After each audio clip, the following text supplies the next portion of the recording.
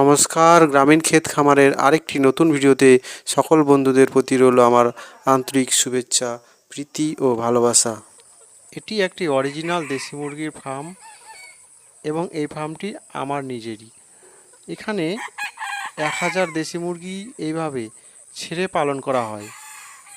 এই ফার্মটির চারিদিকে আপনারা দেখতে পাচ্ছেন মশারি নেট জাল দিয়ে বাউন্ডারি করা আছে। নিচের দিকটি মশারি নেট এবং উপরে আপনারা ভিডিওতে লক্ষ্য করলে ভালো করে দেখতে পাবেন যে টায়ার সুতার যে নেটগুলো হয় সেই নেট দেওয়া আছে এবং এই জায়গাটা প্রায় 1.5 থেকে 2 বিঘে জায়গার উপরে এই ফার্মটি অবস্থিত।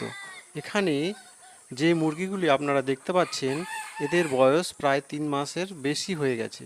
মুরগিগুলোকে হয়তো আমি আর কিছুদিনের মধ্যে বিক্রি করে ফেলবো। মুরগিগুলোকে এইভাবেই দিনের বেলা ছেড়ে রাখা হয় এবং রাত্রি হলে এরা নিজে থেকেই এই ফার্মের ভেতরে একটি ঘর আছে, সেই ঘরের মধ্যে চলে যায়। তবে যাই হোক, ভিডিওর মূল আলোচনায় আসা যাক।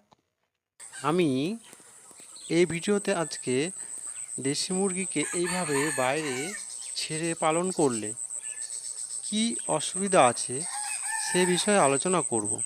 তবে আপনারা যারা এর আগের ভিডিওটি আমার দেখেছেন সেই ভিডিওতে আমি দেশি মুরগি ছেড়ে পালন করলে কী সুবিধা পাওয়া যায় সে বিষয়ে আলোচনা করেছিলাম। চাইলে আপনারা আমার পেজে গিয়ে আমার সেই ভিডিওটি দেখতে পারেন। তবে আর কথা না বাড়িয়ে ভিডিওর মূল আলোচনায় আসা যাক। যখন আমরা শেডের মধ্যে মুরগি পালন করি তখন আমাদের একটি শেড হলেই হয়ে যায়, কিন্তু যখন আপনারা এইভাবে ছেড়ে মুরগি পালন করবেন তখন শেড ছাড়াও আপনি মুরগিগুলোকে যেখানে ছাড়বেন তার জন্য একটা নির্দিষ্ট পরিমাণ জায়গার প্রয়োজন হবে এবং সেই জায়গাটি নির্ভর করবে আপনি কতগুলি মুরগি পালন করতে চান তার উপরে। আবার শুধু ওপেন জায়গা থাকলেই হবে না, সেই জায়গাটিকে ভালোভাবে বাউন্ডারি করে দিতে হবে যাতে বাইরে থেকে বিভিন্ন ধরনের বিড়াল, শিয়াল, কুকুর আপনার মুরগিগুলোকে আক্রমণ না করতে পারে। তাহলে যেটা দাঁড়ালো, আপনারা যারা এইভাবে ফ্রি রেঞ্জে দেশি মুরগি পালন করতে চাইছেন তাদের যেমন একটি শেডের প্রয়োজন হচ্ছে, তেমনি তার পাশাপাশি এরকম একটি ওপেন জায়গার প্রয়োজন এবং সেই জায়গাটিকে আবার পুরোটা বাউন্ডারি করতে হবে। যেটা আপনি যদি আবদ্ধভাবে পালন করতেন সেক্ষেত্রে একটি শেড হলেই চলতো। এটা দাঁড়ালো যাদের জায়গার একটু সমস্যা আছে তাদের এইভাবে ফ্রি রেঞ্জে মুরগি চাষ করা একটু অসুবিধে।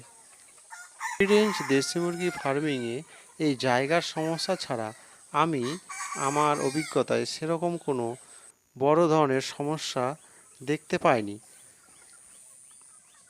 কিছু ছোটোখাটো সমস্যা হতে পারে, তার মধ্যে আমি যেটা বেশি লক্ষ্য করেছি সেটি হচ্ছে এদের কৃমির একটি প্রাদুর্ভাব লক্ষ্য করা যায়।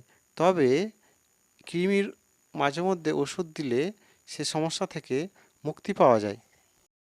তবে এইভাবে ফ্রি রেঞ্জ দেশি মুরগি পালন করতে হলে এর সেট সম্বন্ধে এবং এর জায়গাটি কীরকম হওয়া প্রয়োজন সে বিষয়ে আরেকটি পরবর্তী ভিডিওতে আলোচনা করা যাবে।